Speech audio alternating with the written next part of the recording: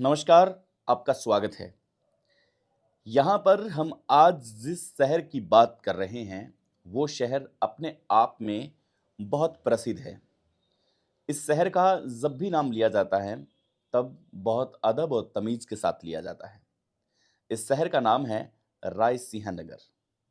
रायसिंहनगर एक ऐसा शहर, जहाँ पर राजा राय सिंह जी द्वारा स्थापित किया गया ये शहर है। इसका क्या भौगोलिक दृष्टिकरण है, ये भी हम आपको बताते हैं और किस प्रकार से यहाँ पर एक बहुत बड़ा स्वतंत्रता संग्राम लड़ा गया था। चलिए, रायसिंहनगर के बारे में बात करते हैं। तब यहाँ पर रेल सेवा है, वो रेल सेवा भी जुड़ी हुई है। श्री गंगानगर से करणपुर, करणपुर से गरसिंहपुर होते हुए रायसिंहनगर और फिर अनूपगढ़ और बीकानेर के रेल मार्ग को जोड़ती है।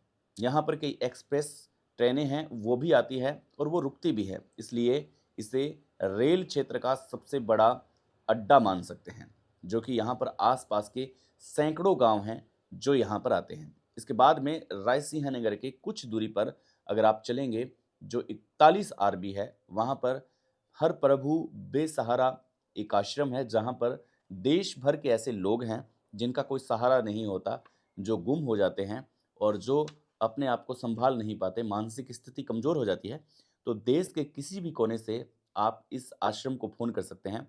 वहाँ से आपको लेने के लिए एम्बुलेंस आएगी और वहाँ रखेगी।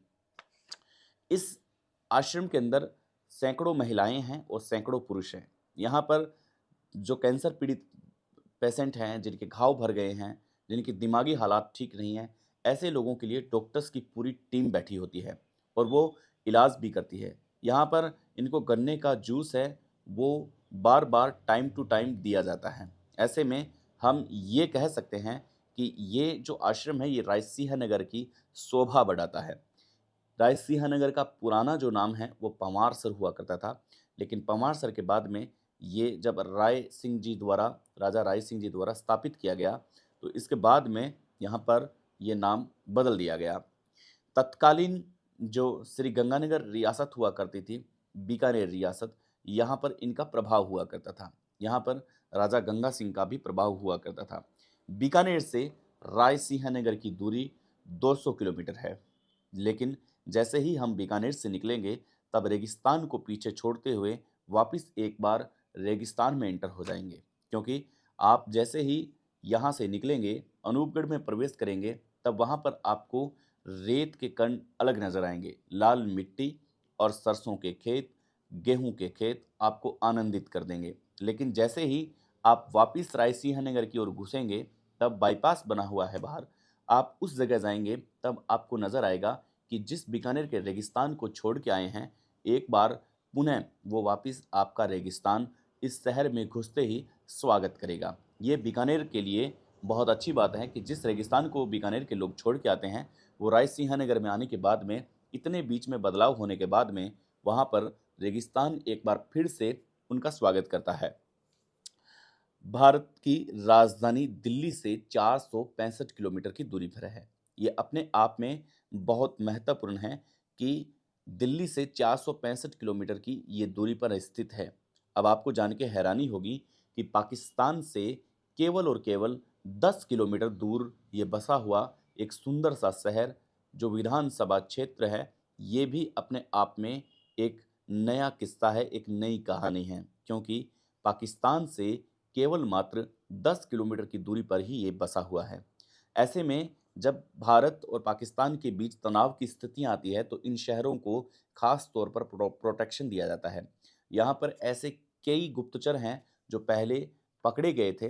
कई ऐसे लोग हैं, जो इर्द-गिर्द गाँवों में रेकी करते हैं। यहाँ पर आर्मी बहुत ज़्यादा रहती है, एक छावनी-सी बनी रहती है, लेकिन एक शांति का प्रतीक है। यहाँ पर आपको कमाद, जिसको हम गन्ने की खेती कहते हैं, वो आपको मिलेगी।